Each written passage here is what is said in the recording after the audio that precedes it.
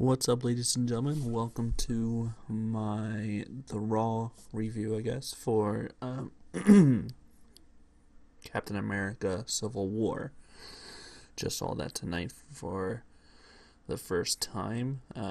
Just released on Thursday, the 5th of May. Cinco de Mayo was the release date. Saw it at 7 o'clock.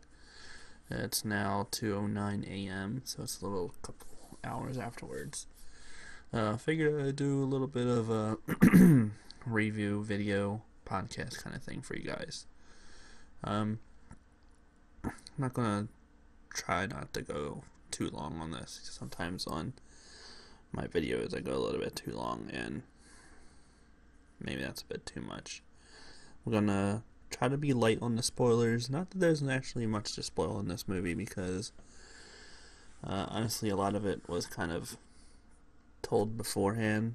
I mean, there's some things that I'm not going to go over, but we know already know a lot of the big sequences, like the airport brawl and stuff like that. So we've seen those in the excuse me, and the trailers and stuff like that. Not that you've seen everything, because you haven't. You haven't seen everything that this movie has to show you, so there's definitely a lot of reason to still go see it. But I will say that a lot of the build up to it maybe they went a little bit too far, a little overboard with some of the trailers and stuff that they showed. But anyway, let's hop right into it. From the get-go, let's see.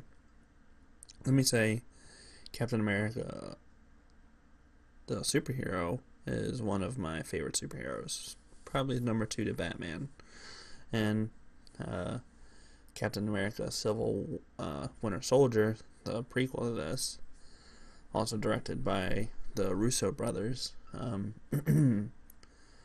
was at the time my favorite Marvel movie, and probably my second favorite superhero movie.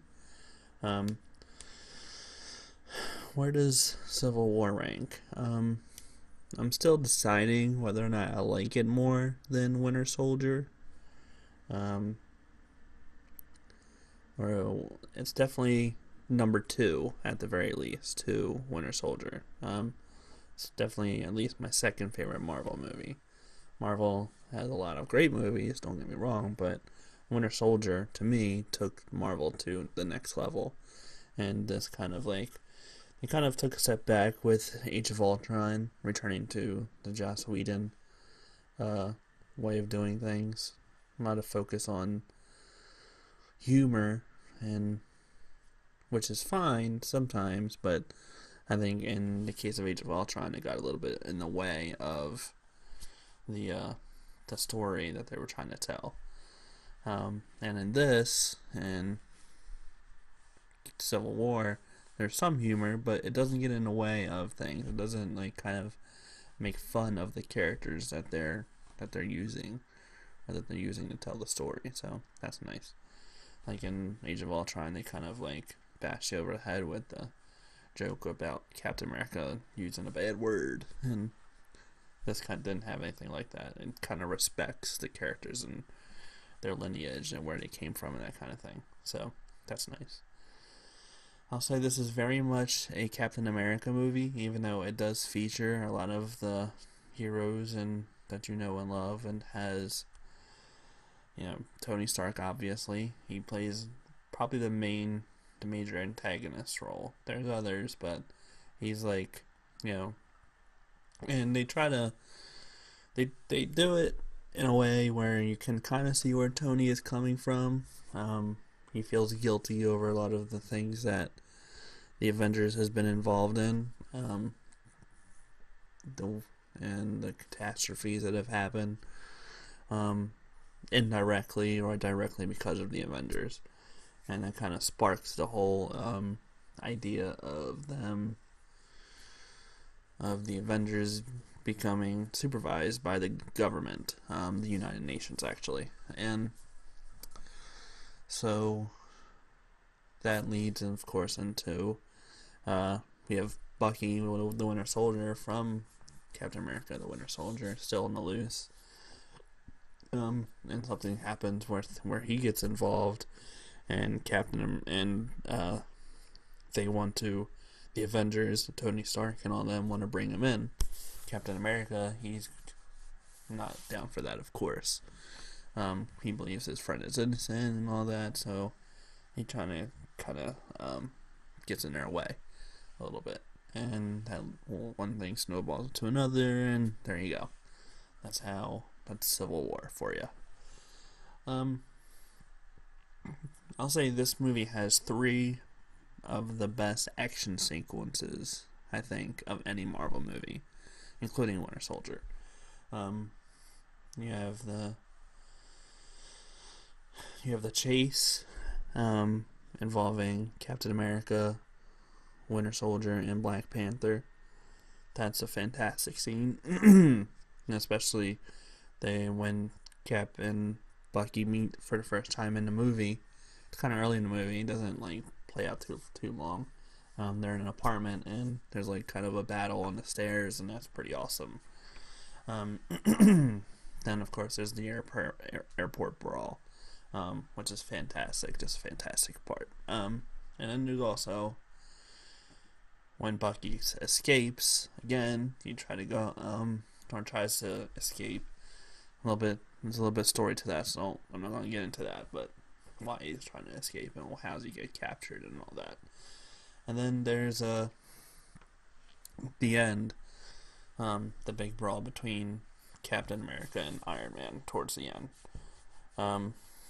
which I'm not going to get into all of that either, just because there's a lot of stories in it. But very awesome, very creative way of doing things and all that. This movie definitely has a darker tone than a lot of the previous Marvel movies, and I'm glad that there's still a lot of humor. You have Ant-Man is in the movie, so there's that. Spider-Man, I'll say this is probably the best rendition of Spider-Man that I've seen. Of course, there's only Tobey Maguire and Andrew Garfield before this, and I never saw the Andrew Garfield movies, but I love Tom Holland as Spider-Man. I'm excited to see how his single movie by himself does. How May is played by Marissa Tomei in the movie, and there's a funny scene with her and Tony Stark, Robert Downey Jr., when you get introduced to Spider-Man in a movie. Very, very awesome. So one thing I'll say, every character, no one really takes a backstory, which is amazing considering how many characters there really are in this. Although the motivation for some of them aren't really fleshed out. Like, why is Ant-Man exactly coming aboard Captain America's team without any real exposition to that? Same for Hawkeye, honestly. He doesn't really get much of a explanation. He just shows up all of a sudden. And why is he on Team Cap? Who knows? But all in all,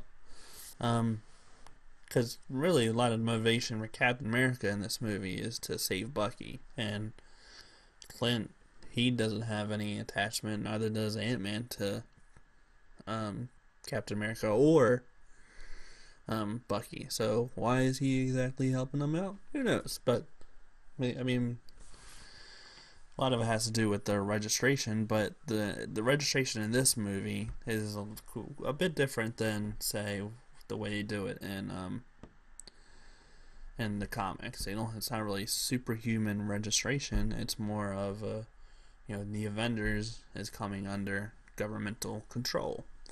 So, of course, Ant-Man is not actually an Avenger, so he should be outside of that.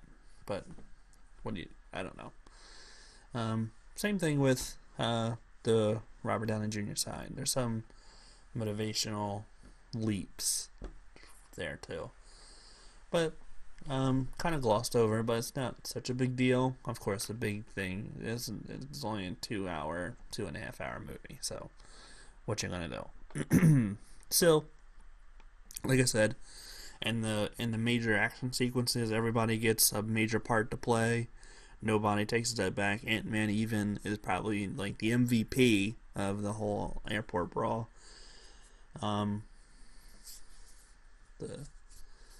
But yeah, all in all, fantastic movie. Definitely want to see it again.